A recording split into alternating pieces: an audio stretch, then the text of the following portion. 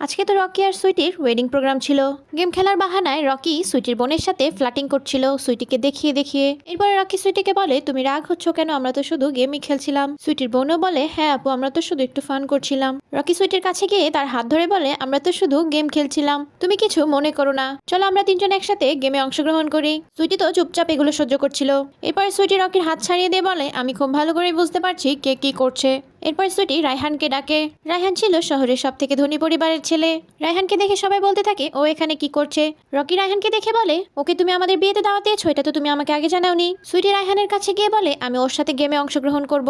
এটা দেখে তো রকি বলেই ফেলে, তুমি ওর সাথে গেমে অংশগ্রহণ করলে আমি তোমাকে বিয়ে করব না। সুইটি তো কারো কথাই শোনে না, আর গিয়ে ওর সাথে গেমে অংশগ্রহণ করে। গেম তো একটা ছলনা ছিল, ও তো রকির প্রতিশোধ নিতে চাচ্ছিল।